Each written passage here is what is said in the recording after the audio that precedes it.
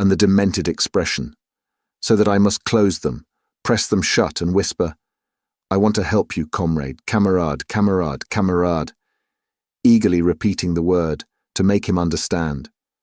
There are 3 stabs. My field dressing covers them. The blood runs out under it. I press it tighter. "There," he groans. "That is all I can do. Now we must wait, wait." These hours. The gurgling starts again. But how slowly a man dies. For this I know, he cannot be saved. I have indeed tried to tell myself that he will be, but at noon this pretense breaks down and melts before his groans. If only I had not lost my revolver crawling about, I would shoot him. Stab him I cannot. By noon, I am groping on the outer limits of reason. Hunger devours me. I could almost weep for something to eat. I cannot struggle against it. Again and again, I fetch water for the dying man and drink some myself. This is the first time I have killed with my hands, whom I can see close at hand, whose death is my doing. Cat and Crop and Muller have experienced it already when they have hit someone. It happens to many, in hand-to-hand fighting especially. But every gasp lays my heart bare. This dying man has time with him. He has an invisible dagger with which he stabs me. Time and my thoughts. I would give much if he would but stay alive. It is hard to lie here and to have to see and hear him. In the afternoon, about 3, he is dead. I breathe freely again, but only for a short time. Soon the silence is more unbearable than the groans. I wish the gurgling were there again, gasping hoarse, now whistling softly and again hoarse and loud. It is mad, what I do. But I must do something. I prop the dead man up again so that he lies comfortably, although he feels nothing anymore. I close his eyes. They are brown, his hair is black and a bit curly at the sides. The mouth is full and soft beneath his moustache. The nose is slightly arched, the skin brownish. It is now not so pale as it was before, when he was still alive. For a moment the face seems almost healthy. Then it collapses suddenly into the strange face of the dead that I have so often seen. Strange faces, all alike. No doubt his wife still thinks of him. She does not know what has happened. He looks as if he would have often have written to her. She will still be getting mail from him. Tomorrow, in a week's time. Perhaps even a stray letter a month hence. She will read it, and in it he will be speaking to her. My state is getting worse. I can no longer control my thoughts. What would his wife look like? Like the little brunette on the other side of the canal. Does she belong to me now? Perhaps by this act she becomes mine. I wish Kantorek were sitting here beside me. If my mother could see me. The dead man might have had 30 more years of life if only I had impressed the way back to our trench more sharply on my memory. If only he had run 2 yards farther to the left, he might now be sitting in the trench over there and writing a fresh letter to his wife. But I will get no further that way, for that is the fate of all of us. If Kemmerich's leg had been 6 inches to the right, if High Westus had bent his back 3 inches further forward. The silence spreads. I talk and must talk, so I speak to him and say to him, "Comrade, I did not want to kill you. If you jumped in here again, I would not do it, if you would be sensible too. But you were only an idea to me before, an abstraction that lived in my mind and called forth its appropriate response. It was that abstraction I stabbed. But now, for the first time, I see you are a man like me. I thought of your hand grenades, of your bayonet, of your rifle. Now I see your wife and your face and our fellowship. Forgive me, comrade. We always see it too late. Why do they never tell us that you are poor devils like us, that your mothers are just as anxious as ours, and that we have the same fear of death, and the same dying, and the same agony? Forgive me, comrade. How could you be my enemy? If we threw away these rifles and this uniform, you could be my brother just like Kat and Albert. Take 20 years of my life, comrade, and stand up. Take more, for I do not know what I can even attempt to do with it now. It is quiet. The front is still except for the crackle of rifle fire. The bullets rain over. They are not fired haphazard, but shrewdly aimed from all sides. I cannot get out. I will write to your wife, I say hastily to the dead man. I will write to her. She must hear it from me. I will tell her everything I have told you. She shall not suffer. I will help her, and your parents too, and your child. His tunic is half open. The pocketbook is easy to find, but I hesitate to open it. In it is the book with his name. So long as I do not know his name, perhaps I may still forget him. Time will obliterate it, this picture. But his name, it is a nail that will be hammered into me and never come out again. It has the power to recall this forever. It will always come back and stand before me. Irresolutely, I take the wallet in my hand. It slips out of my hand and falls open. Some pictures and letters drop out.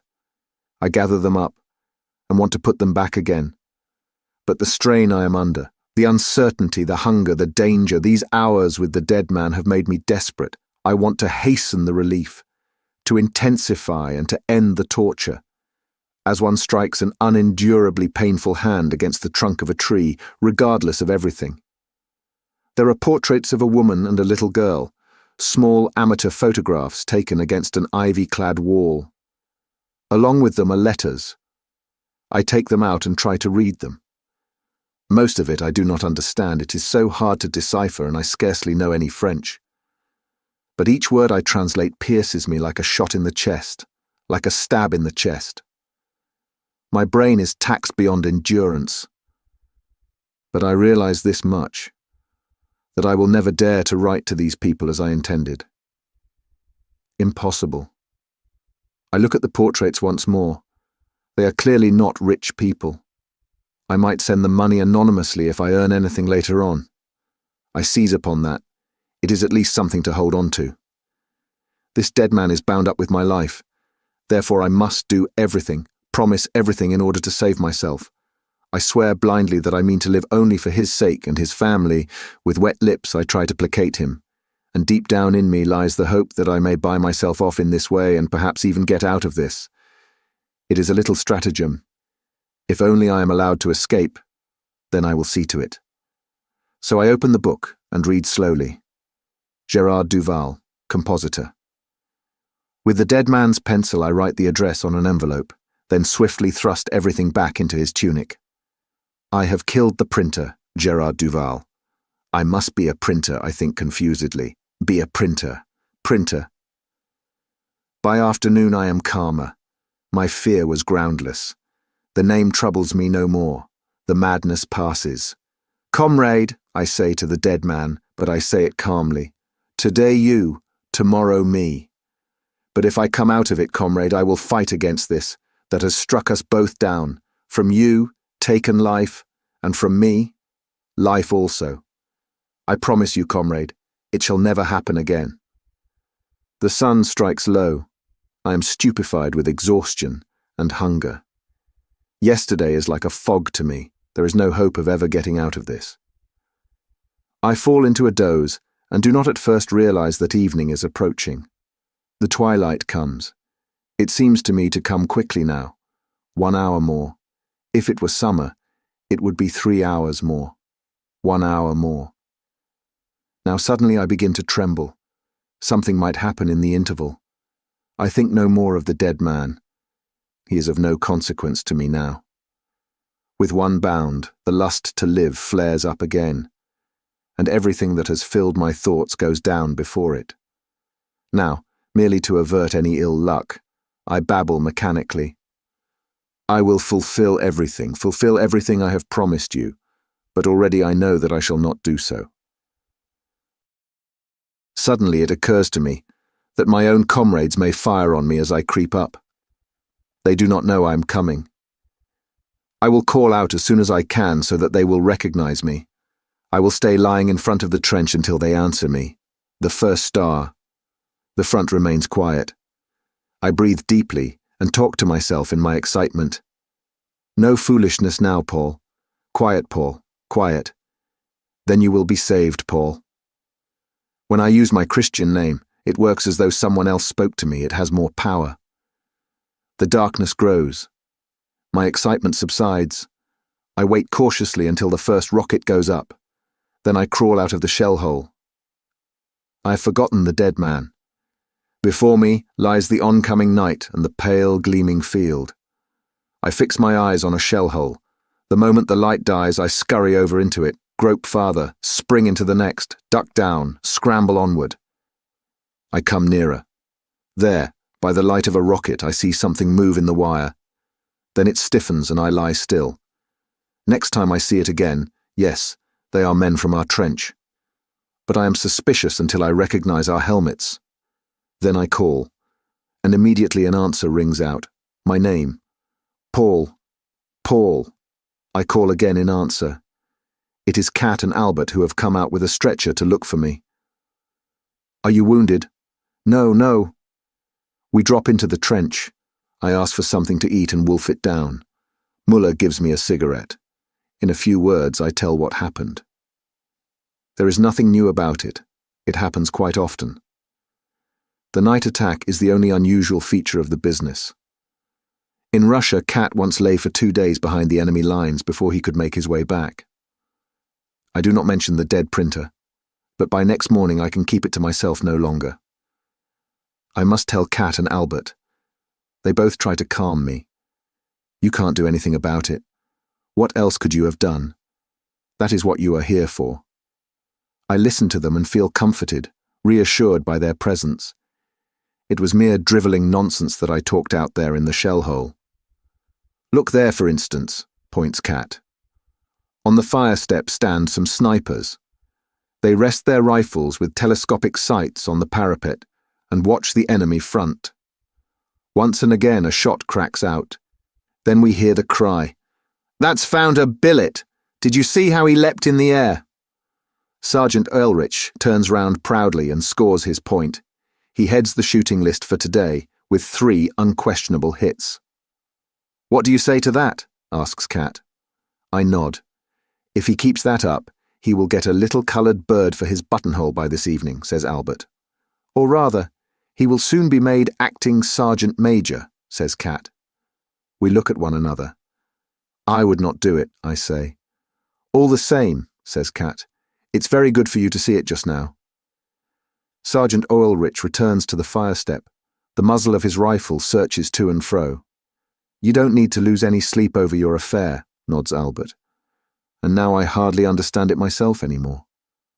It was only because I had to lie there with him so long, I say. After all, war is war. Ulrich's rifle cracks out sharply and dry. Chapter 10. We have dropped in for a good job. 8 of us have to guard a village that has been abandoned because it is being shelled too heavily. In particular, we have to watch the supply dump as that is not empty yet. We are supposed to provision ourselves from the same store. We are just the right people for that. Kat, Albert, Müller, Tjarden, Dietering, our whole gang is there. Haie is dead though. But we are mighty lucky all the same. All the other squads have had more casualties than we have. We select as a dugout a reinforced concrete cellar into which steps lead down from above.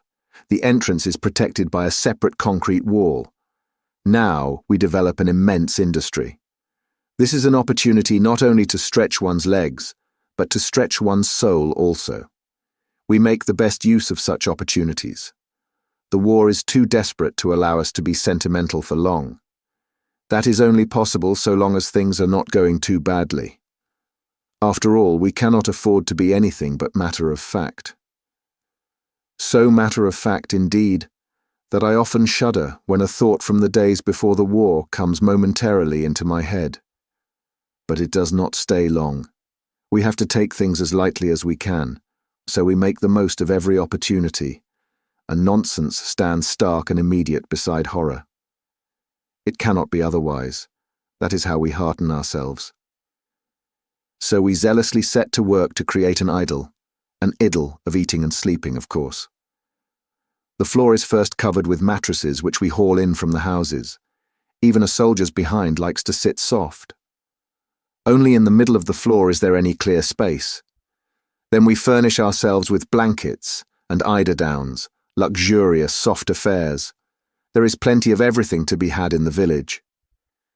Albert and I find a mahogany bed which can be taken to pieces with a sky of blue silk and a lace coverlet. We sweat like monkeys moving it in, but a man cannot let a thing like that slip, and it would certainly be shot to pieces in a day or two. Kat and I do a little patrolling through the houses. In very short time we have collected a dozen eggs and 2 pounds of fairly fresh butter. Suddenly there is a crash in the drawing room, and an iron stove hurtles through the wall past us and on, a yard from us out through the wall behind. 2 holes. It comes from the house opposite where a shell has just landed. The swine, grimaces Kat, and we continue our search. All at once we prick up our ears, hurry across, and suddenly stand petrified. There, running up and down in a little sty, are 2 live-sucking pigs. We rub our eyes and look once again to make certain. Yes, they are still there. We seize hold of them, no doubt about it. 2 real young pigs. This will make a grand feed. About 20 yards from our dugout, there is a small house that was used as an officer's billet. In the kitchen is an immense fireplace with 2 ranges, pots, pans and kettles, everything, even to a stack of small chopped wood in an outhouse. A regular cook's paradise. 2 of our fellows have been out in the fields all the morning hunting for potatoes, carrots and green peas. We are quite uppish and sniff at the tinned stuff in the supply dump. We want fresh vegetables. In the dining room, there are already 2 heads of cauliflower. The sucking pigs are slaughtered. Kat sees to them. We want to make potato cakes to go with the roast, but we cannot find a grater for the potatoes. However, that difficulty is soon got over. With a nail we punch a lot of holes in a pot lid, and there we have a grater. 3 fellows put on thick gloves to protect their fingers against the grater, 2 others peel the potatoes, and the business gets going. Kat takes charge of the sucking pigs, the carrots, the peas and the cauliflower. He even mixes a white sauce for the cauliflower.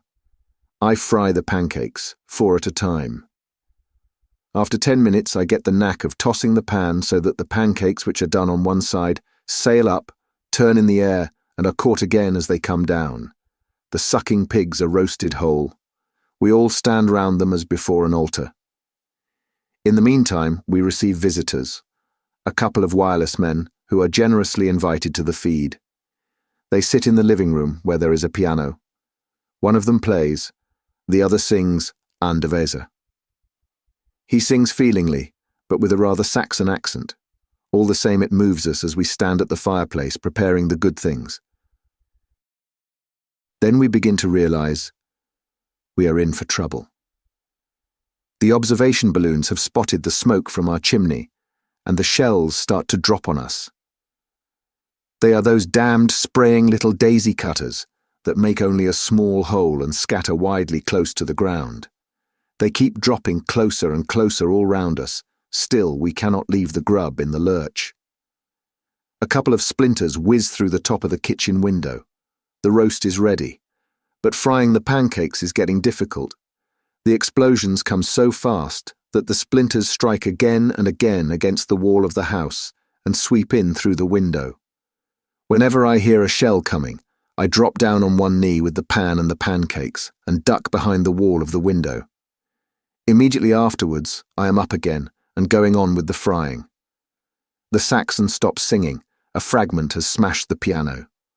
At last, everything is ready, and we organize the transport of it back to the dugout. After the next explosion, 2 men dash across the 50 yards to the dugout with the pots of vegetables. We see them disappear. The next shot. Everyone ducks and then 2 more trot off, each with a big can of finest grade coffee, and reach the dugout before the next explosion. Then Cat and Crop seize the masterpiece, the big dish with the brown roasted sucking pigs. A screech, a knee bend, and away they race over the 50 yards of open country. I stay to finish my last 4 pancakes.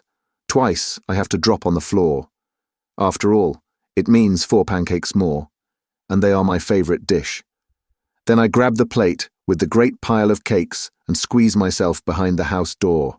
A hiss, a crash, and I gallop off with the plate clamped against my chest with both hands. I am almost in. There is a rising screech. I bound, I run like a deer, sweep round the wall, fragments clatter against the concrete. I tumble down the cellar steps, my elbows are skinned, but I have not lost a single pancake, nor even upset the plate. At 2 o'clock we start the meal. It lasts till 6. We drink coffee until 6:30, officers' coffee from the supply dump, and smoke officers' cigars and cigarettes, also from the supply dump. Punctually, at 6:30 we begin supper. At 10 o'clock, we throw the bones of the sucking pigs outside the door. Then there is cognac and rum, also from the blessed supply dump, and once again long fat cigars with belly bands. Tjaden says that it lacks only one thing: girls from an officer's brothel. Late in the evening we hear mewing. A little grey cat sits in the entrance. We entice it in and give it something to eat, and that wakes up our own appetites once more. Still chewing, we lie down to sleep. But the night is bad. We have eaten too much fat. Fresh baby pig is very griping to the bowels. There is an everlasting coming and going in the dugout. 2, 3 men with their pants down are always sitting about outside and cursing. I have been out 9 times myself. About 4 o'clock in the morning, we reach a record. All 11 men, guards and visitors are squatting outside. Burning houses stand out like torches against the night. Shells lumber across and crash down. Munition columns tear along the street. On one side, the supply dump has been ripped open. In spite of all the flying fragments, the drivers of the munition columns pour in like a swarm of bees and pounce on the bread.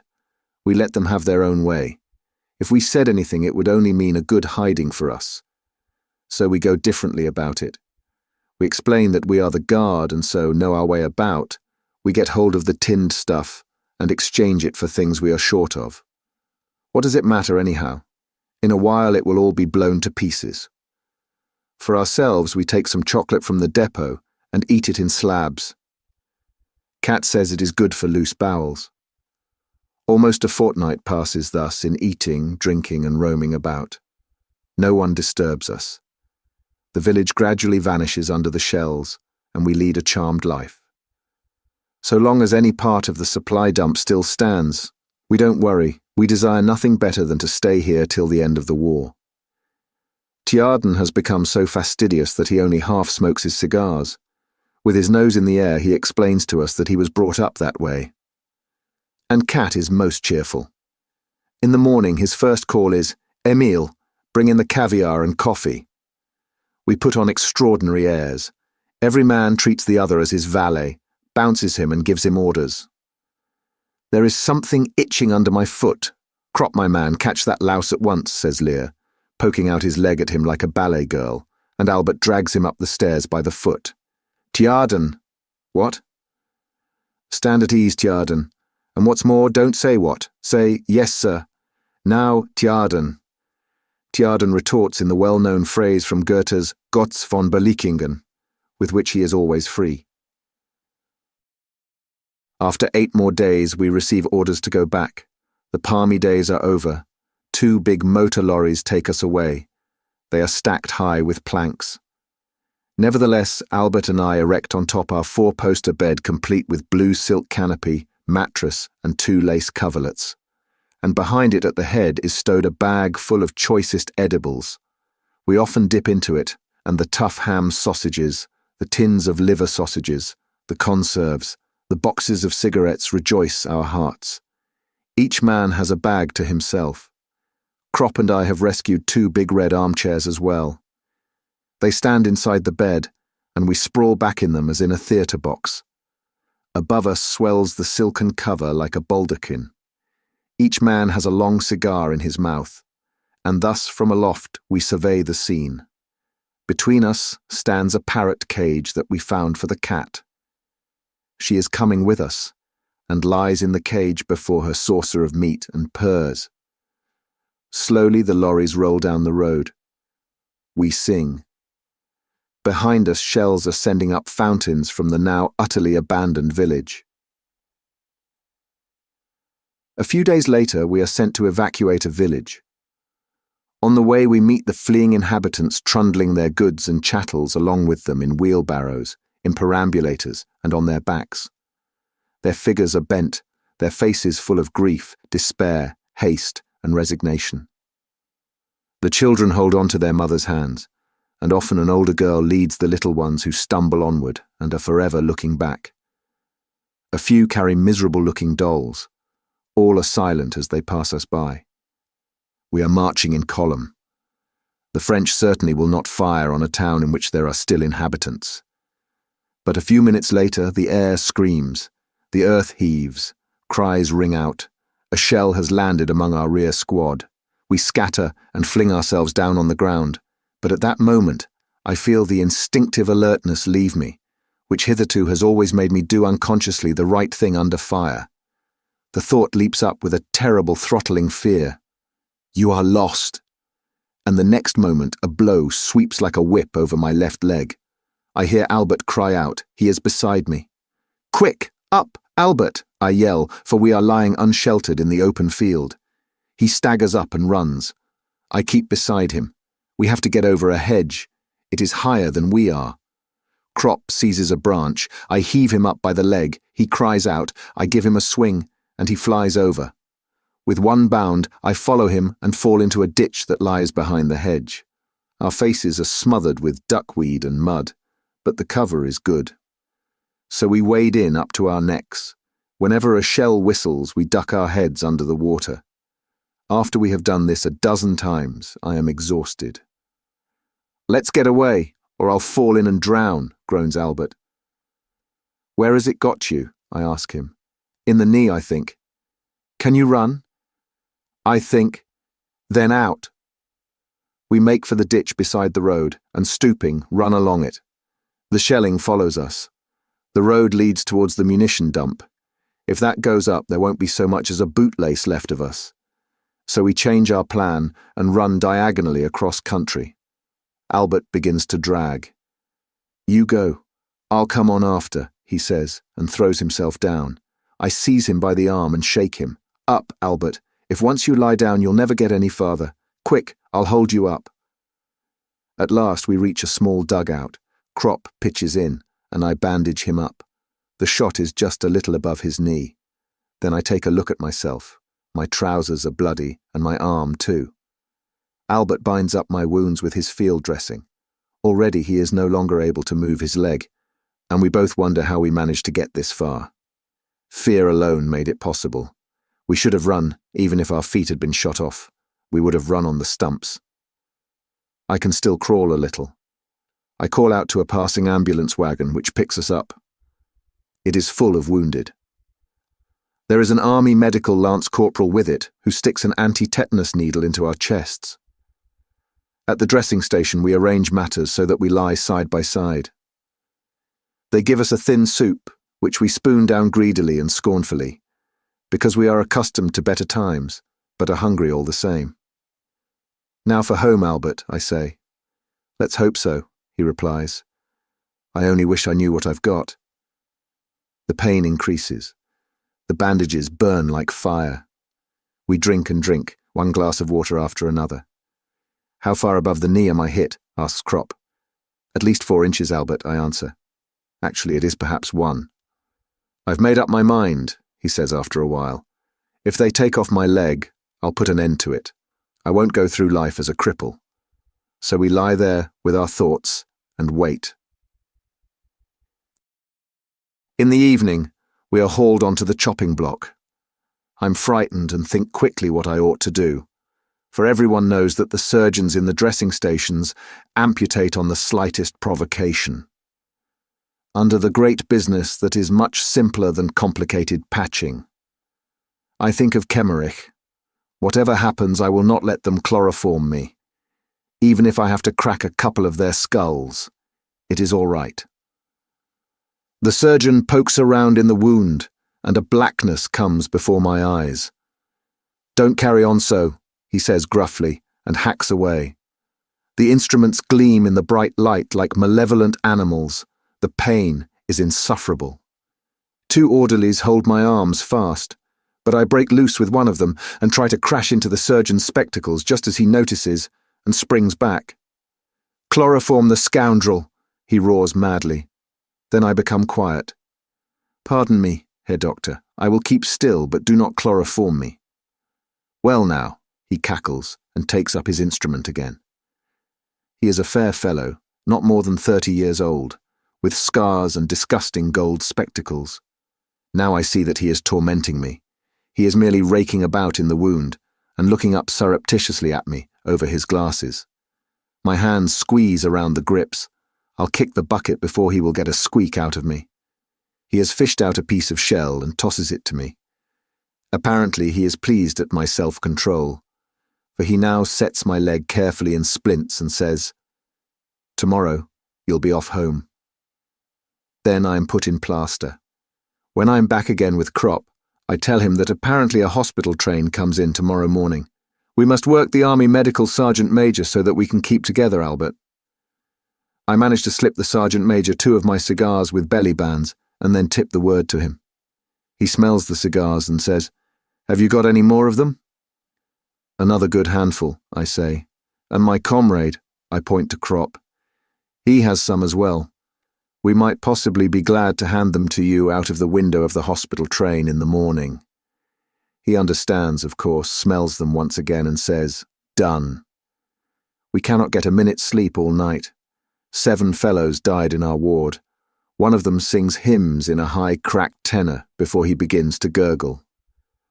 Another has crept out of his bed to the window. He lies in front of it as though he wants to look out for the last time. Our stretchers stand on the platform. We wait for the train. It rains, and the station has no roof. Our blankets are thin. We have waited already 2 hours. The Sergeant Major looks after us like a mother. Although I feel pretty bad, I do not let our scheme out of my mind. Casually, I let him see the packet and give him 1 cigar in advance. In exchange, the Sergeant Major covers us over with a waterproof sheet. "Albert, old man," I suddenly bethink myself. "Our 4-poster and the cat—" "And the club chairs," he adds. "Yes, the club chairs with red plush. In the evening we used to sit in them like lords, and intended later on to let them out by the hour. 1 cigarette per hour. It might have turned into a regular business, a real good living. And our bags of grub too, Albert." We grow melancholy. We might have made some use of the things. If only the train left 1 day later, Cat would be sure to find us and bring us the stuff. What damned hard luck. In our bellies there is gruel, mean hospital stuff, and in our bags roast pork. But we are so weak that we cannot work up any more excitement about it. The stretchers are sopping wet by the time the train arrives in the morning. The Sergeant Major sees to it that we are put in the same car. There is a crowd of Red Cross nurses. Crop is stowed in below. I'm lifted up and told to get into the bed above him. "Good God," I exclaim suddenly. "What is it?" asks the sister. I cast a glance at the bed.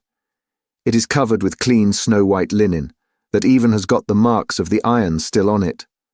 And my shirt has gone 6 weeks without being washed and is terribly muddy. "Can't you get in by yourself?" asks the sister gently. "Why, yes," I say in a sweat, "but take off the bed cover first." "What for?" I feel like a pig. "Must I get in there?" "It will get—" I hesitate. "A little bit dirty," she suggests helpfully. "That doesn't matter. We will wash it again afterwards." "No, no, not that," I say excitedly. I am not equal to such overwhelming refinement. "When you have been lying out there in the trenches, surely we can wash a sheet," she goes on. I look at her. She is young and crisp, spotless and neat, like everything here. A man cannot realize that it isn't for officers only, and feels himself strange and in some way even alarmed. All the same, the woman is a tormentor. She is going to force me to say it. "It is only—" I try again.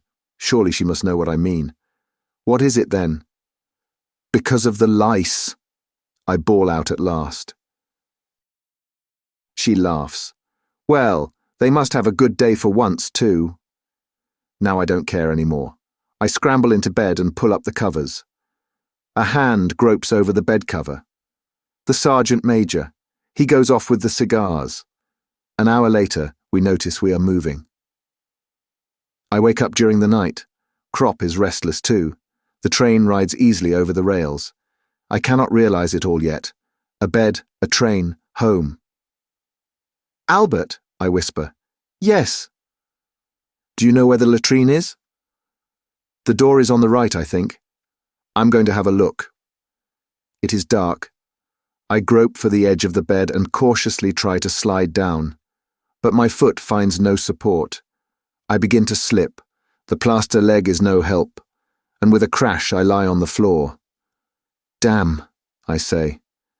Have you bumped yourself? Asks Crop. You could hear that well enough for yourself, I growl. My head. A door opens at the rear of the car. The sister comes with a light and looks at me. He has fallen out of bed. She feels my pulse and smooths my forehead. You haven't any fever, though. No, I agree. Have you been dreaming then? She asks. Perhaps, I evade. The interrogation starts again. She looks at me with her clear eyes, and the more wonderful and sweet she is, the less am I able to tell her what I want. I am lifted up into bed again. That will be all right. As soon as she goes, I must try to climb down again. If she were an old woman, it might be easier to say what a man wants. But she is so very young, at the most 25, it can't be done. I cannot possibly tell her. Then Albert comes to my rescue. He is not bashful. It makes no difference to him who is upset. He calls to the sister. She turns round. Sister, he wants... But no more does Albert know how to express it modestly and decently. Out there we say it in a single word, but here to such a lady. All at once he remembers his school days and finishes hastily. He wants to leave the room, sister. Ah, says the sister, but he shouldn't climb out of his bed with plaster bandage. What do you want then? She says, turning to me. I am in mortal terror at this turn, for I haven't any idea what the things are called professionally. She comes to my help. Little or big? Shocking business. I sweat like a pig and say shyly, well, only quite a little one. At any rate, it produces the effect. I get a bottle. After a few hours, I am no longer the only one, and by morning we are quite accustomed to it and ask for what we want without any false modesty. The train travels slowly. Sometimes it halts, and the dead are unloaded. It halts often. Albert is feverish. I don't feel too bad. I have some pain, but the worst of it is that apparently there are still lice under the plaster bandage. They itch terribly, and I cannot scratch myself. We sleep through the days. The country glides quietly past the window. The third night we reach Herbestal. I hear from the sister that Albert is to be put off at the next station because of his fever. How far does the train go? I ask. To Cologne. Albert, I say, we stick together, you see. On the sister's next round, I hold my breath and press it up into my head. My face swells and turns red. She stops. Are you in pain? Yes, I groan, all of a sudden. She gives me a thermometer and goes on. I would not have been under Cat's tuition if I did not know what to do now. These army thermometers are not made for old soldiers. All one has to do is to drive the quicksilver up and then it stays without falling again. I stick the thermometer under my arm at a slant and flip it steadily with my forefinger. Then I give it a shake. I send it up to 100.2 degrees, but that is not enough. A match held cautiously near to it brings it up to 101.6 degrees. As the sister comes back, I blow myself out, breathe in short gasps, goggle at her with vacant eyes, toss about restlessly, and mutter in a whisper, I can't bear it any longer. She notes me down on a slip of paper. I know perfectly well my plaster bandage will not be reopened if it can be avoided. Albert and I are put off together. We are in the same room in a Catholic hospital. That is a piece of luck. The Catholic infirmaries are noted for their good treatment and good food. The hospital has been filled up from our train. There are a great many bed cases amongst them. We do not get examined today because there are too few surgeons. The flat trolleys with the rubber wheels pass continually along the corridor, and always with someone stretched at full length upon them. A damnable position, stretched out full length like that. The only time it is good is when one is asleep. The night is very disturbed. No one can sleep.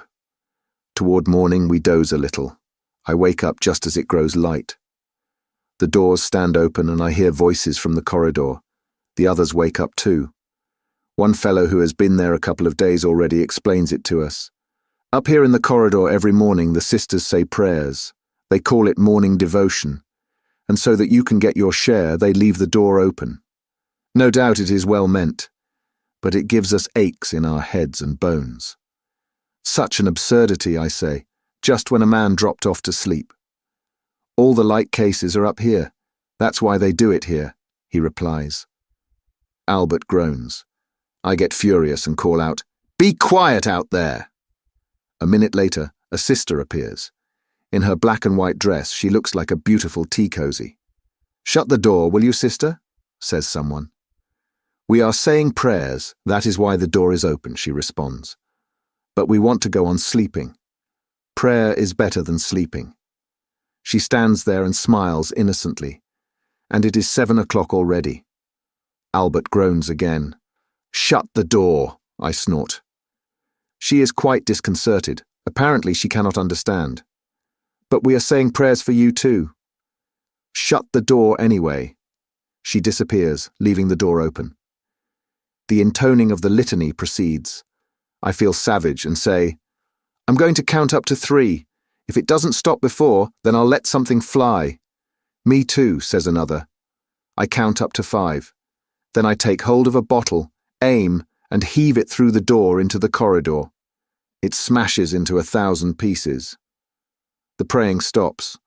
A swarm of sisters appear and reproach us in concert. "Shut the door," we yell. They withdraw. The little one who came first is the last to go. "Heathen," she chirps, but shuts the door all the same. We have won. At noon, the hospital inspector arrives and abuses us. He threatens us with clink and all the rest of it. But a hospital inspector is just the same as a commissariat inspector, or anyone else who wears a long sword and shoulder straps, but is really a clerk, and is never considered even by a recruit as a real officer. So we let him talk. What can they do to us anyway? "Who threw the bottle?" he asks.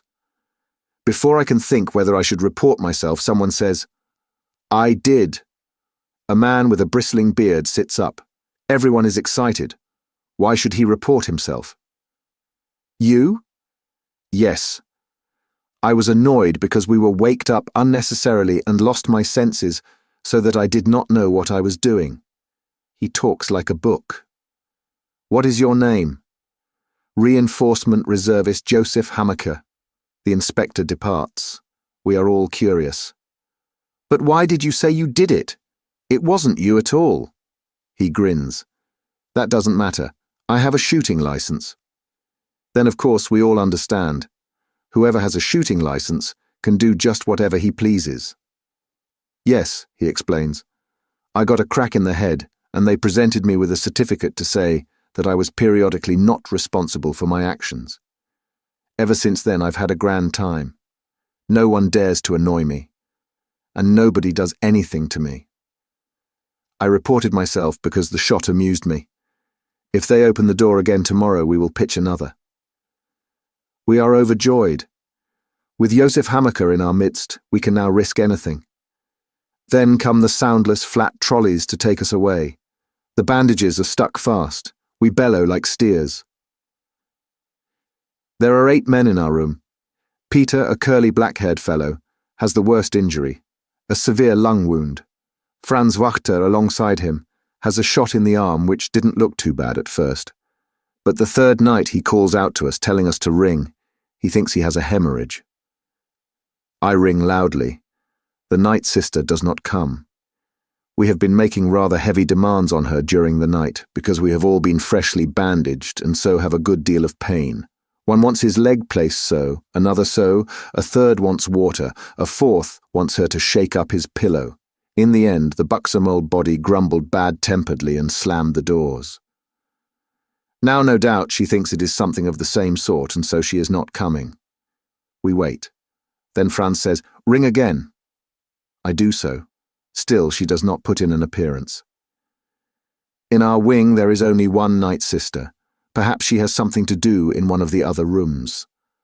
"Franz, are you quite sure you are bleeding?" I ask. "Otherwise we shall be getting cursed again." "The bandage is wet. Can't anybody make a light?" That cannot be done either. The switch is by the door, and none of us can stand up. I hold my thumb against the button of the bell till it becomes numb. Perhaps the sister has fallen asleep. They certainly have a great deal to do and are all overworked day after day. And added to that is the everlasting praying. "Should we smash a bottle?" asked Joseph Hamacher of the shooting license. She wouldn't hear that any more than the bell. At last the door opens. The old lady appears mumbling. When she perceives Franz's trouble, she begins to bustle and says, "Why did not someone say I was wanted? We did ring, and none of us here can walk." He has been bleeding badly and she binds him up. In the morning we look at his face. It has become sharp and yellow, whereas the evening before he looked almost healthy. Now a sister comes oftener. Sometimes there are Red Cross, voluntary aid sisters. They are pleasant, but often rather unskilled. They frequently give us pain when remaking our beds, and then are so frightened that they hurt us still more. The nuns are more reliable. They know how they must take hold of us, but we would be better pleased if they were somewhat more cheerful. A few of them have real spirit. They are superb. There is no one but would do anything for Sister Libertine, this marvellous sister, who spreads good cheer through the whole wing even when she can only be seen in the distance. And there are others like her. We would go through fire for her. A man cannot really complain. Here he is treated by the nuns exactly like a civilian. And just to think of a garrison hospital gives one the creeps. Franz Wachter does not regain his strength. One day he is taken away and does not come back. Joseph Hamacher knows all about it. We shan't see him again. They have put him in the dead room. "What do you mean, dead room?" asks Kropp. "Well, dying room." "What is that, then?" "A little room at the corner of the building. Whoever is about to kick the bucket is put in there.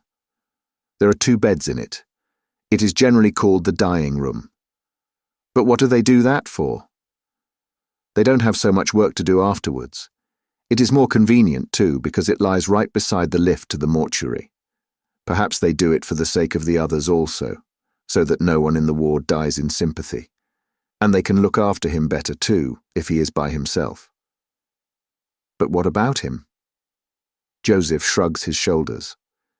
Usually he doesn't take much notice anymore. Does everybody know about it, then? Anyone who has been here long enough knows, of course. In the afternoon, Franz Wachter's bed has a fresh occupant. A couple of days later, they take the new man away too. Joseph makes a significant gesture. We see many come and go. Often relatives sit by the beds and weep or talk softly and awkwardly. One old woman will not go away, but she cannot stay there the whole night through. The next morning she comes very early, but not early enough, for when she goes up to the bed, someone else is in it already. She has to go to the mortuary. The apples that she has brought with her, she gives to us. And then little Peter begins to get worse. His temperature chart looks bad, and one day the flat trolley stands beside his bed. "Where to?" he asks. "To the bandaging ward." He is lifted out. But the sister makes the mistake of removing his tunic from the hook and putting it on the trolley too, so that she should not have to make 2 journeys. Peter understands immediately and tries to roll off the trolley. "I'm stopping here." They push him back. He cries out feebly with his shattered lung, "I won't go to the dying room. But we are going to the bandaging ward. Then what do you want my tunic for? He can speak no more. Hoarse, agitated, he whispers, "Stopping here." They do not answer, but wheel him out. At the door he tries to raise himself up. His black curly head sways, his eyes are full of tears. "I will come back again, I will come back again," he cries. The door shuts. We are all excited, but we say nothing. At last Joseph says, "Many a man has said that. Once a man is in there, he never comes through. I am operated on and vomit for 2 days. My bones will not grow together, so the surgeon's secretary says. Another fellow's have grown crooked, his are broken again. It is damnable. Among our new arrivals there are 2 young soldiers with flat feet. The chief surgeon discovers them on his rounds and is overjoyed. "We'll soon put that right," he tells them. "We will just do a small operation, and then you will have perfectly sound feet. Enter them down, sister." As soon as he is gone, Joseph, who knows everything, warns them, "Don't you let him operate on you." That is a special scientific stunt of the old boy's. He goes absolutely crazy whenever he can get hold of anyone to do it on. He operates on you for flat feet, and there's no mistake, you don't have them anymore. You have club feet instead, and have to walk all the rest of your life on sticks. "What should a man do then?" asks one of them. "Say no. You're here to be cured of your wound, not your flat feet. Did you have any trouble with them in the field?" "No. Well, there you are. At present you can still walk, but if once the old boy gets you under the knife you'll be cripples." What he wants is little dogs to experiment with. So the war is a glorious time for him, as it is for all the surgeons. You take a look down below at the staff. There are a dozen fellows hobbling around that he has operated on. A lot of them have been here all the time since 14 and 15. Not a single one of them can walk better than he could before. Almost all of them worse, and most only with plaster legs. Every 6 months he catches them again and breaks their bones afresh, and every time is going to be the successful one. You take my word, he won't dare to do it if you say no. "Ah, man," says one of the 2 wearily. "Better your feet than your brain box. There's no telling what you'll get if you go back out there again. They can do with me just as they please, so long as I get back home. Better to have a club foot than be dead." The other, a young fellow like ourselves, won't have it done. The next morning the old man has the 2 hauled up and lectures and jaws at them so long that in the end they consent. What else could they do? They are mere privates and he is a big bug. They are brought back chloroformed and plastered. It is going badly with Albert. They have taken him and amputated his leg. The whole leg has been taken off from the thigh. Now he will hardly speak any more. Once he says he will shoot himself the first time he can get hold of his revolver again. A new convoy arrives. Our room gets 2 blind men. One of them is a very youthful musician. The sisters never have a knife with them when they feed him. He has already snatched one from a sister. But in spite of this caution, there is an incident. In the evening, while he is being fed, the sister is called away and leaves the plate with the fork on his table. He gropes for the fork, seizes it and drives it with all his force against his heart. Then he snatches up a shoe and strikes with it against the handle as hard as he can. We call for help, and 3 men are necessary to take the fork away from him. The blunt prongs had already penetrated deep. He abuses us all night so that no one can go to sleep. In the morning he has lockjaw. Again beds are empty. Day after day goes by with pain and fear, groans and death gurgles. Even the death room is no use anymore, it is too small. Fellows die during the night in our room. They go even faster than the sisters can cope with them. But one day the door flies open, the flat trolley rolls in, and there on the stretcher, pale, thin, upright and triumphant, with his shaggy head of curls, sits Peter. Sister Libertine, with beaming looks, pushes him over to his former bed. He is back from the dying room. We have long supposed him dead. He looks round. What do you say now? And Joseph has to admit that it is the first time he has ever known of such a thing. Gradually, a few of us are allowed to get up. and I am given crutches to hobble around on, but I do not make much use of them. I cannot bear Albert's gaze as I move about the room. His eyes always follow me with such a strange look. So I sometimes escape to the corridor. There I can move about more freely. On the next floor below are the abdominal and spine cases, head wounds, and double amputations.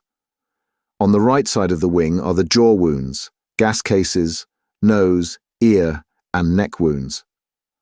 On the left, the blind and the lung wounds, pelvis wounds, wounds in the joints, wounds in the kidneys, wounds in the testicles, wounds in the intestines. Here a man realizes for the first time in how many places a man can get hit. 2 fellows die of tetanus. Their skin turns pale, their limbs stiffen. At last only their eyes live, stubbornly. Many of the wounded have their shattered limbs hanging free in the air from a gallows. Underneath the wound a basin is placed into which drips the pus. Every 2 or 3 hours the vessel is emptied. Other men lie in stretching bandages with heavy weights hanging from the end of the bed. I see intestine wounds that are constantly full of excreta. The surgeon's clerk shows me X-ray photographs of completely smashed hip bones, knees, and shoulders. A man cannot realize that above such shattered bodies, there are still human faces in which life goes its daily round. And this is only one hospital, one single station. There are hundreds of thousands in Germany, hundreds of thousands in France, hundreds of thousands in Russia. How senseless is everything that can ever be written, done, or thought, when such things are possible. It must be all lies, and of no account, when the culture of 1,000 years could not prevent this stream of blood being poured out, these torture chambers in their hundreds of thousands. A hospital alone shows what war is. I am young, I am 20 years old. Yet I know nothing of life but despair, death, fear, and fatuous superficiality cast over an abyss of sorrow. I see how peoples are set against one another, and in silence, unknowingly, foolishly, obediently, innocently, slay one another. I see that the keenest brains of the world invent weapons and words to make it yet more refined and enduring. And all men of my age here and over there throughout the whole world see these things. All my generation is experiencing these things with me. What would our fathers do if we suddenly stood up and came before them and proffered our account? What do they expect of us if a time ever comes when the war is over? Through the years, our business has been killing.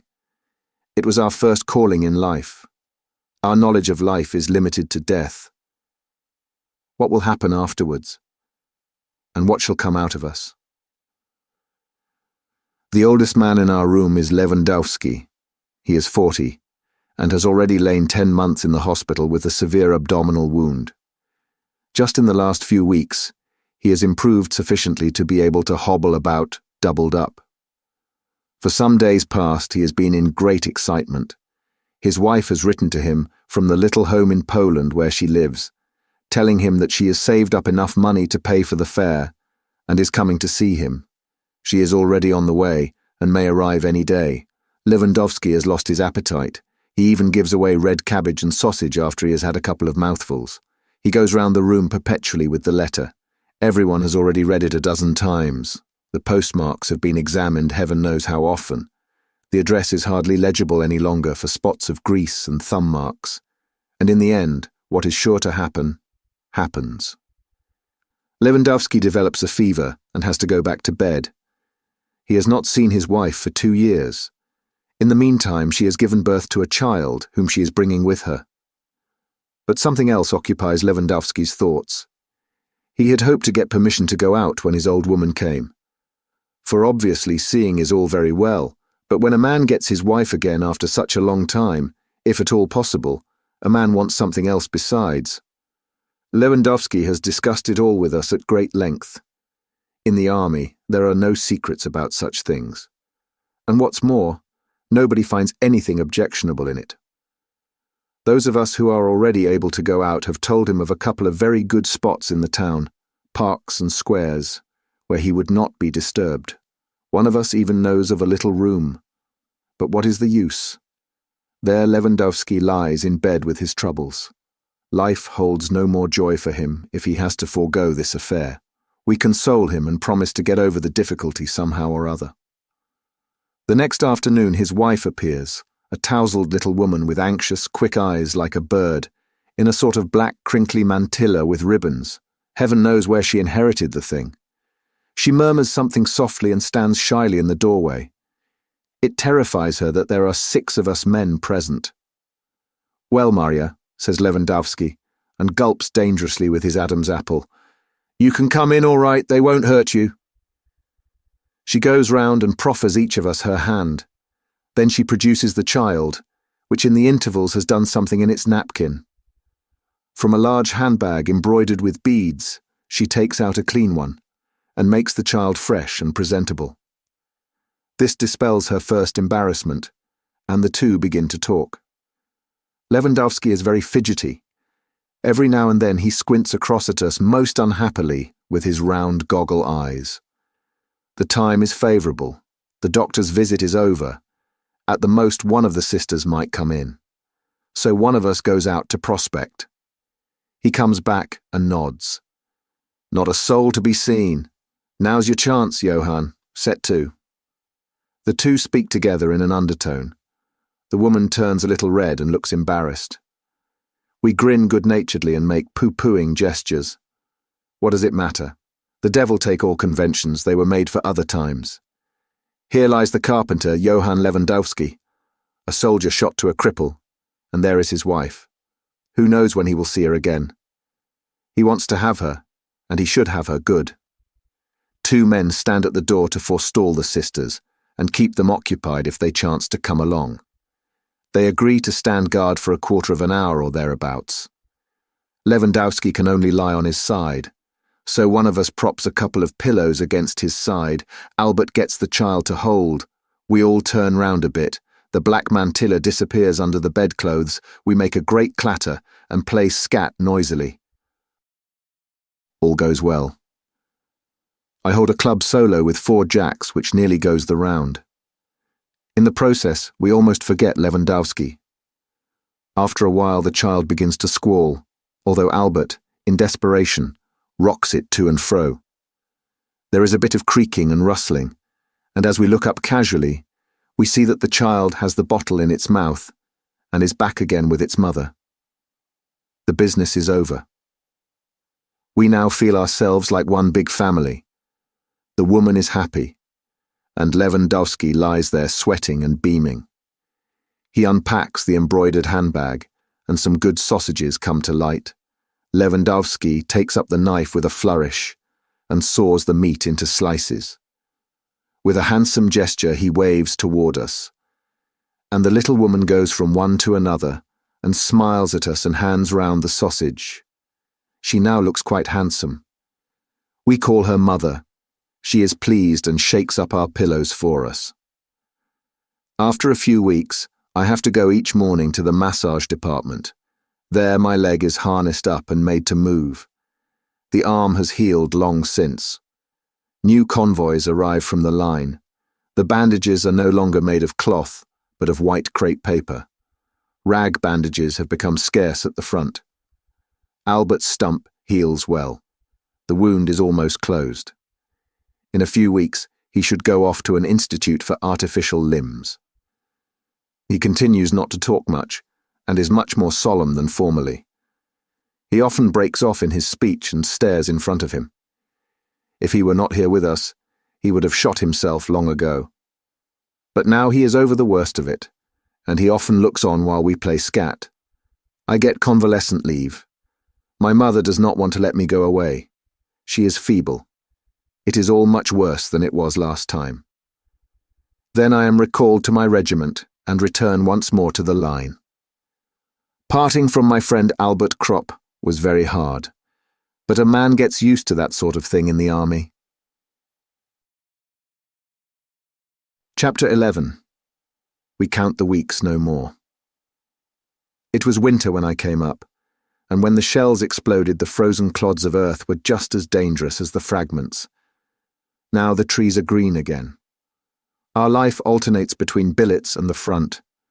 We have almost grown accustomed to it. War is a cause of death like cancer and tuberculosis, like influenza and dysentery. The deaths are merely more frequent, more varied and terrible. Our thoughts are clay. They are moulded with the changes of the days. When we are resting, they are good. Under fire, they are dead. Fields of craters within and without. Everyone is so, not only ourselves here. The things that existed before are no longer valid, and one practically knows them no more. Distinctions, breeding, education are changed, are almost blotted out and hardly recognizable any longer. Sometimes they give an advantage for profiting by a situation, but they also bring consequences along with them, in that they arouse prejudices which have to be overcome. It is as though formerly we were coins of different provinces, and now we are melted down, and all bear the same stamp. To rediscover the old distinctions, the metal itself must be tested. First we are soldiers, and afterwards, in a strange and shamefaced fashion, individual men as well. It is a great brotherhood, which adds something of the good fellowship of the folk song, of the feeling of solidarity of convicts, and of the desperate loyalty to one another of men condemned to death, to a condition of life arising out of the midst of danger, out of the tension and forlornness of death, seeking in a wholly unpathetic way a fleeting enjoyment of the hours as they come. If one wants to appraise it, it is at once heroic and banal, but who wants to do that? It is this, for example, that makes Tjaden spoon down his ham and pea soup in such tearing haste when an enemy attack is reported, simply because he cannot be sure that in an hour's time he will be alive. We have discussed it at length, whether it is right or not to do so. Cat condemns it because, he says, a man has to reckon with the possibility of an abdominal wound, and that is more dangerous on a full stomach than on an empty one. Such things are real problems. They are serious matters to us. They cannot be otherwise. Here, on the borders of death, life follows an amazingly simple course. It is limited to what is most necessary. All else lies buried in gloomy sleep. In that, besides our primitiveness and our survival. Were we more subtly differentiated, we must long since have gone mad, have deserted or have fallen. As in a polar expedition, every expression of life must serve only the preservation of existence, and is absolutely focused on that. All else is banished because it would consume energies unnecessarily. That is the only way to save ourselves. In the quiet hours, when the puzzling reflection of former days, like a blurred mirror, projects beyond me the figure of my present existence, I often sit over against myself, as before a stranger, and wonder how the unnameable active principle that calls itself to life has adapted itself even to this form. All other expressions lie in a winter sleep. Life is simply one continual watch against the menace of death. It has transformed us into unthinking animals in order to give us the weapon of instinct. It has reinforced us with dullness, so that we do not go to pieces before the horror which would overwhelm us if we had clear, conscious thought. It has awakened in us the sense of comradeship, so that we escape the abyss of solitude. It has lent us the indifference of wild creatures, so that in spite of all, we perceive the positive in every moment, and store it up as a reserve against the onslaught of nothingness. Thus we live a closed, hard existence of the utmost superficiality, and rarely does an incident strike out a spark. But then, unexpectedly, a flame of grievous and terrible yearning flares up. Those are the dangerous moments. They show us that the adjustment is only artificial, that it is not simple rest, but sharpest struggle for rest. In the outward form of our life, we are hardly distinguishable from bushmen, but whereas the latter can be so always, because they are so truly, and at best may develop further by exertion of their spiritual forces, with us it is the reverse. Our inner forces are not exerted toward regeneration, but toward degeneration. The bushmen are primitive, and naturally so. but we are primitive in an artificial sense, and by virtue of the utmost effort. And at night, waking out of a dream, overwhelmed and bewitched by the crowding apparitions, a man perceives with alarm how slight is the support, how thin the boundary that divides him from the darkness. We are little flames poorly sheltered by frail walls against the storm of dissolution and madness, in which we flicker and sometimes almost go out. Then the muffled roar of the battle becomes a ring that encircles us. We creep in upon ourselves, and with big eyes stare into the night. Our only comfort is the steady breathing of our comrades asleep, and thus we wait for the morning. Every day and every hour, every shell and every death cuts into this thin support, and the years waste it rapidly. I see how it is already gradually breaking down around me. There is the mad story of Deterring. He was one of those who kept himself to himself. His misfortune was that he saw a cherry tree in a garden. We were just coming back from the front line, and at a turning of the road near our billets, marvellous in the morning twilight, stood this cherry tree before us. It had no leaves, but was one white mass of blossom. In the evening, Deterring was not to be seen. Then at last he came back and had a couple of branches of cherry blossom in his hand. We made fun of him, and asked whether he was going to a wedding. He made no answer, but lay down on his bed. During the night, I heard him making a noise. He seemed to be packing. I sensed something amiss and went over to him. He made out it was nothing, and I said to him, "Don't do anything silly, Deterring." "Ah, why, it's merely that I can't sleep." "What did you pick the cherry branches for?" "Surely, I can pick cherry blossom if I want to," he replied evasively, and after a while, "I have a big orchard with cherry trees at home. When they are in blossom, from the hayloft they look like one single sheet, so white. It is just the time. Perhaps you will get leave soon. You may even be sent back as a farmer." He nodded, but he was far away. When these peasants are excited, they have a curious expression, a mixture of cow and yearning God, half stupid and half rapt. In order to turn him away from his thoughts, I asked him for a piece of bread. He gave it to me without a murmur. That was suspicious, for he is usually tight-fisted. So I stayed awake. Nothing happened. In the morning he was as usual. Apparently he had noticed that I had been watching him. But the second morning he was gone. I noticed it, but said nothing, in order to give him time. He might perhaps get through. Various fellows have already got into Holland, but at roll call he was missed. A week after we heard that he had been caught by the field gendarmes, those despicable military police. He had headed toward Germany. That was hopeless, of course. And of course, he did everything else just as idiotically. Anyone might have known that his flight was only homesickness and a momentary aberration. But what does a court-martial 100 miles behind the front line know about it? We have heard nothing more of Deterring. But sometimes it broke out in other ways, this danger, these pent-up things, as from an overheated boiler.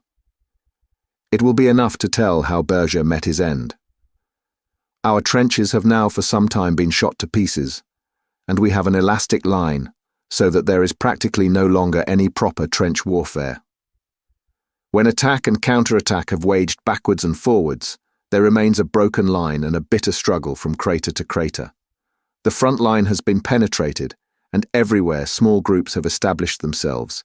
The fight is carried on from clusters of shell holes. We are in a crater. The English are coming down obliquely. They are turning our flank and working in behind us. We are surrounded. It is not easy to surrender. Fog and smoke hang over us. No one would recognize that we wanted to give ourselves up. And perhaps we don't want to. A man doesn't even know himself at such moments. We hear the explosions of the hand grenades coming towards us. Our machine gun sweeps over the semicircle in front of us. The cooling water evaporates. We hastily pass round the case. Every man pisses in it. And thus we again have water and are able to continue firing. But behind us, the attack crashes ever nearer. A few minutes and we are lost. Then, at closest range, a second machine gun bursts out. It is set up in a crater alongside us. Berger has fetched it, and now the counterattack comes over from behind. We are set free and make contact with the rear. Afterwards, as we lie in comparatively good cover, one of the food carriers reports that a couple of 100 yards distant, there lies a wounded messenger dog. "Where?" asks Berger. The other describes the place to him. Berger goes off either to fetch the beast in or to shoot it. 6 months ago he would not have cared. He would have been reasonable. We try to prevent him. Then, as he goes off grimly, all we can say is, "You're mad," and let him go. For these cases of frontline madness become dangerous if one is not able to fling the man to the ground and hold him fast. And Berger is 6 feet, and the most powerful man in the company. He is absolutely mad, for he has to pass through the barrage. But this lightning that lowers somewhere above us all has struck him and made him demented.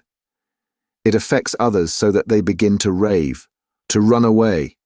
There was one man who even tried to dig himself into the ground with hands, feet, and teeth.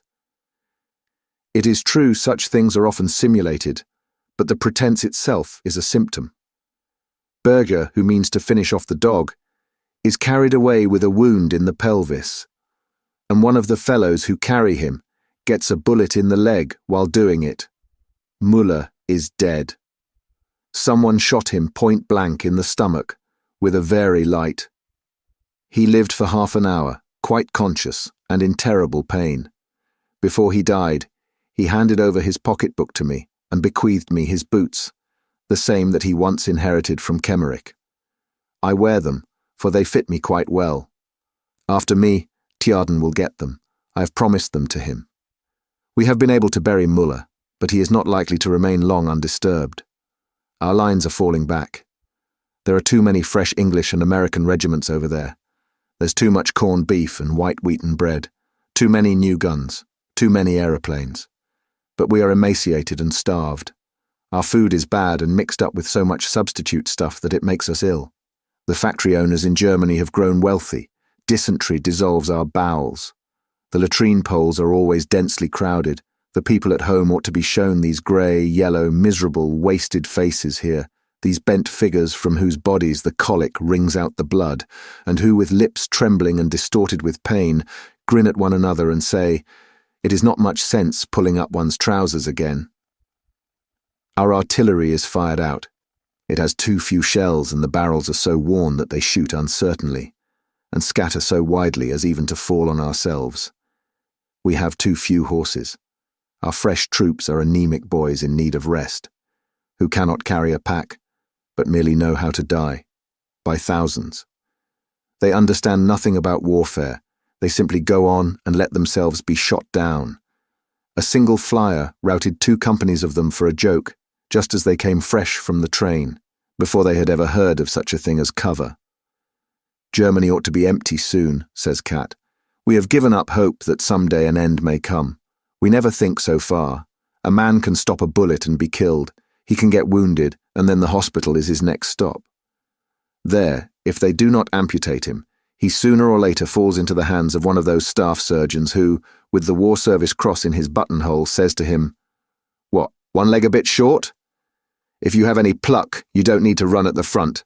The man is A1. Dismiss.'" Kat tells a story that has travelled the whole length of the front from the Vosges to Flanders, of the staff surgeon who reads the names on the list, and when a man comes before him, without looking up, says, "A1, we need soldiers up there."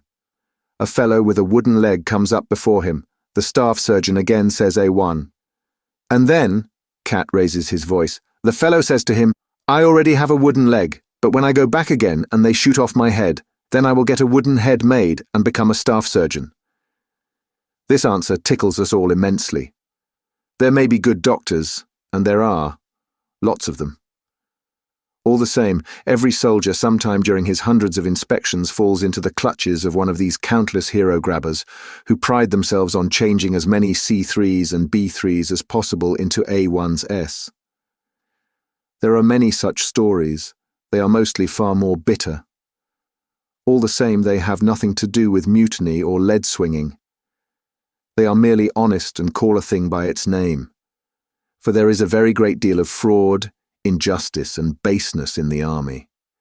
It is nothing that regiment after regiment returns again and again to the ever more hopeless struggle, that attack follows attack along the weakening, retreating, crumbling line.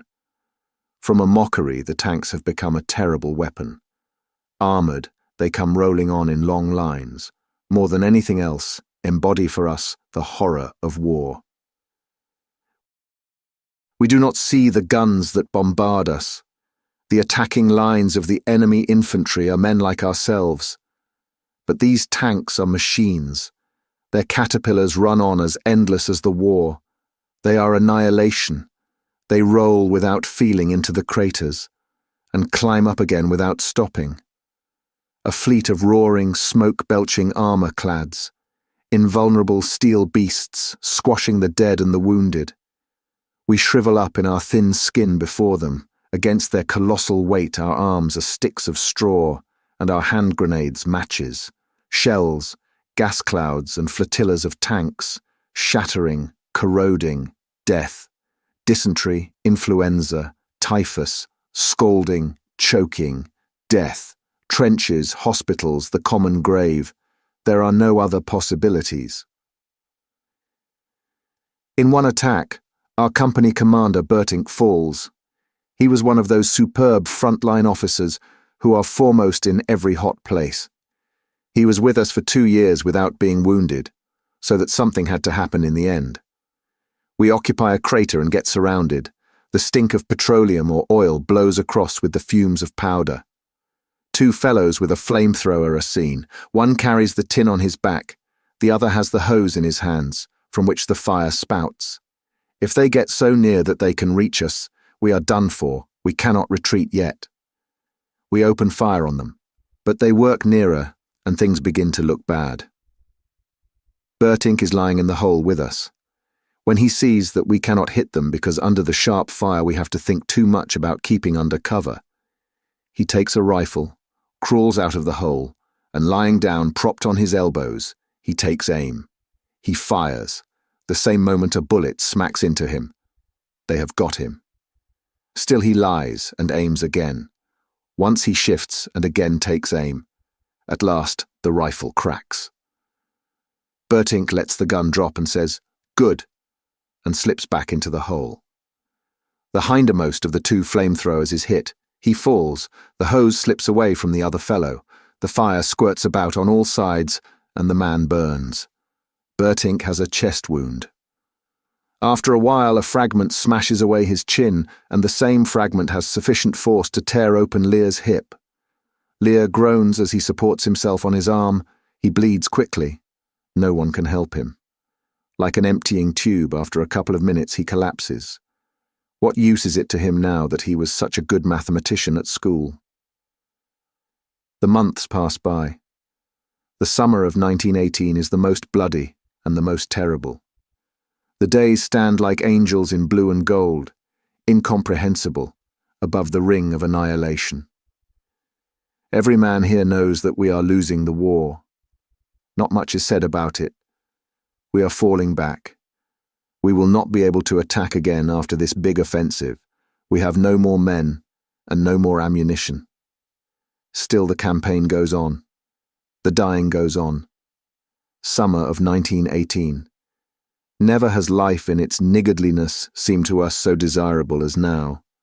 The red poppies in the meadows round our billets, the smooth beetles on the blades of grass, the warm evenings in the cool, dim rooms, the black, mysterious trees of the twilight, the stars and the flowing waters, dreams and long sleep.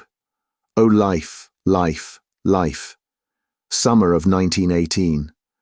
Never was so much silently suffered as in the moment when we depart once again for the front line. Wild, tormenting rumours of an armistice and peace are in the air. They lay hold on our hearts and make the return to the front harder than ever. Summer of 1918. Never was life in the line more bitter and more full of horror than in the hours of the bombardment, when the blanched faces lie in the dirt, and the hands clutch at the one thought, no, no, not now, not now at the last moment. Summer of 1918, breath of hope that sweeps over the scorched fields, raging fever of impatience, of disappointment, of the most agonizing terror of death, insensate question. Why? Why do they make an end? And why do these rumors of an end fly about? There are so many airmen here, and they are so sure of themselves that they give chase to single individuals, just as though they were hares. For every one German plane there come at least 5 English and American. For one hungry, wretched German soldier come 5 of the enemy, fresh and fit. For one German army loaf there are 50 tins of canned beef over there. We are not beaten, for as soldiers we are better and more experienced. We are simply crushed and driven back by overwhelming superior forces. Behind us lay rainy weeks, grey sky, grey fluid earth, grey dying. If we go out, the rain at once soaks through our overcoat and clothing, and we remain wet all the time we are in the line. We never get dry. Those who will wear high boots tie sandbags round the top so that the mud does not pour in so fast. The rifles are caked, the uniforms caked, everything is fluid and dissolved, the earth one dripping, soaked, oily mass in which lie yellow pools with red spiral streams of blood, and into which the dead, wounded, and survivors slowly sink down. The storm lashes us. Out of the confusion of grey and yellow, the hail of splinters whips forth the childlike cries of the wounded, and in the night shattered life groans painfully into silence. Our hands are earth, our bodies clay, and our eyes pools of rain. We do not know whether we still live. Then the heat sinks heavily into our shell holes like a jellyfish, moist and oppressive, and on one of these late summer days, while bringing food, Cat falls. We two are alone. I bind up his wound. His shin seems to be smashed.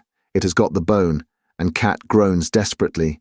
At last, just at the last, I comfort him. Who knows how long this mess will go on yet?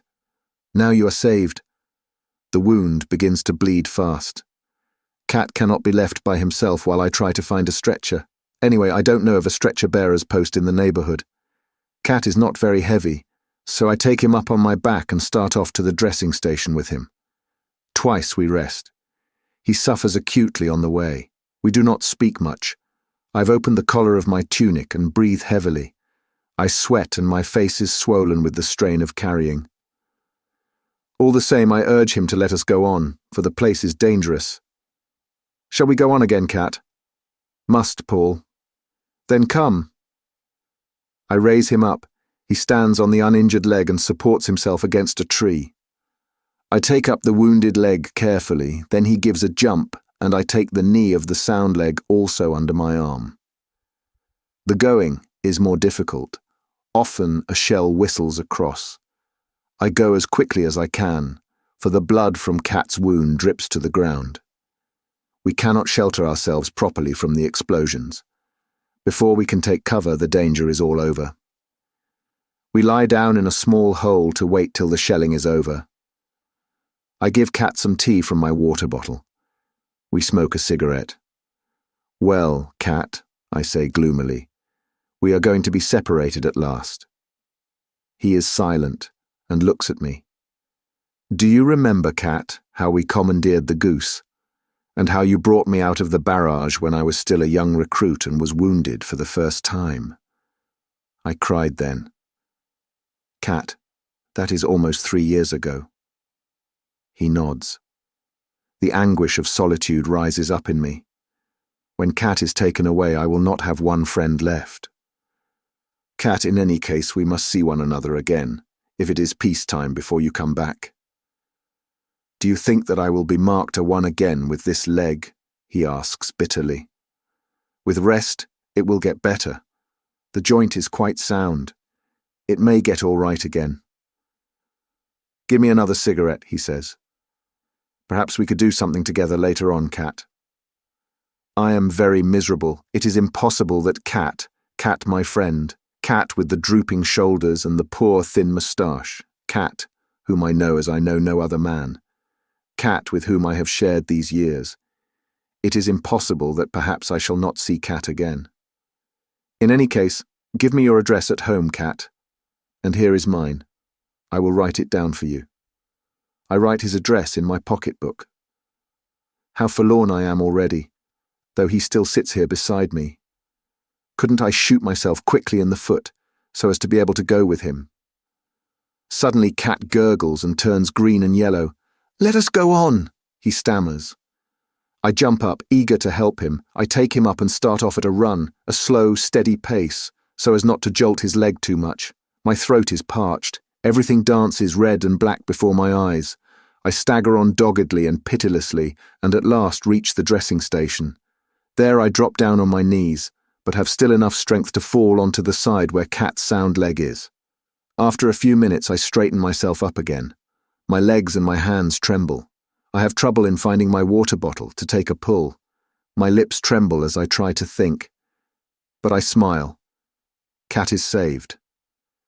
After a while I begin to sort out the confusion of voices that falls on my ears. "You might have spared yourself that," says an orderly. I look at him without comprehending. He points to Cat. He is stone dead. I do not understand him. "He has been hit in the shin," I say. The orderly stands still. "That as well." I turn round. My eyes are still dulled. The sweat breaks out on me again. It runs over my eyelids. I wipe it away and peer at Cat. He lies still. "Fainted," I say quickly. The orderly whistles softly. I know better than that. He is dead. I'll lay any money on that.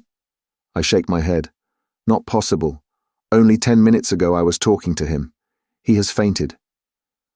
Cat's hands are warm. I pass my hand under his shoulders in order to rub his temples with some tea. I feel my fingers become moist. As I draw them away from behind his head, they are bloody. "You see," the orderly whistles once more through his teeth. On the way, without my having noticed it, Cat has caught a splinter in the head. There is just one little hole. It must have been a very tiny stray splinter. But it has sufficed. Cat is dead. Slowly I get up. "Would you like to take his pay book and his things?" the lance corporal asks me. I nod and he gives them to me. The orderly is mystified. "You're not related, are you?" "No, we are not related." "No, we are not related." Do I walk? Have I feet still? I raise my eyes. I let them move round, and turn myself with them, one circle, and I stand in the midst. All is as usual. Only the militiaman Stanislaus Kaczynski has died. Then I know nothing more. Chapter 12. It is autumn. There are not many of the old hands left. I am the last of the 7 fellows from our class. Everyone talks of peace and armistice. All wait. If it again proves an illusion, then they will break up. Hope is high. It cannot be taken away again without an upheaval. If there is not peace, then there will be revolution. I have 14 days' rest because I have swallowed a bit of gas. In the little garden, I sit the whole day long in the sun. The armistice is coming soon, I believe it now too. Then we will go home. Here my thoughts stop and will not go any farther. All that meets me, all that floods over me are but feelings, greed of life, love of home, yearning for the blood, intoxication of deliverance, but no aims. Had we returned home in 1916, out of the suffering and the strength of our experiences, we might have unleashed a storm. Now if we go back, we will be weary, broken, burnt out, rootless, and without hope. We will not be able to find our way anymore, and men will not understand us. For the generation that grew up before us, though it has passed these years with us, already had a home and a calling. Now it will return to its old occupations, and the war will be forgotten, and the generation that has grown up after us will be strange to us and push us aside. We will be superfluous even to ourselves. We will grow older, a few will adapt themselves. Some others will merely submit, and most will be bewildered. The years will pass by, and in the end we shall fall into ruin. But perhaps all this that I think is mere melancholy and dismay, which will fly away as the dust when I stand once again beneath the poplars and listen to the rustling of their leaves. It cannot be that it has gone. The yearning that made our blood unquiet, the unknown, the perplexing, the oncoming things, the thousand faces of the future, the melodies from dreams and from books, the whispers and divinations of women. It cannot be that this has vanished in bombardment, in despair, in brothels. Here the trees show gay and golden. The berries of the rowan stand red among the leaves. Country roads run white out to the skyline, and the canteens hum like beehives with rumours of peace. I stand up. I'm very quiet. Let the months and years come. They can take nothing from me. They can take nothing more. I am so alone, and so without hope, that I can confront them without fear. The life that has borne me through these years is still in my hands and my eyes. Whether I have subdued it, I know not. But so long as it is there, it will seek its own way out, heedless of the will that is within me. He fell in October 1918, on a day that was so quiet and still on the whole front, that the army report confined itself to the single sentence, "All quiet on the Western Front." He had fallen forward and lay on the earth as though sleeping. Turning him over, one saw that he could not have suffered long. His face had an expression of calm, as though almost glad the end had come. Thank you for listening. If you like our recordings, consider liking this video and subscribing to our channel so you don't miss any more audiobooks.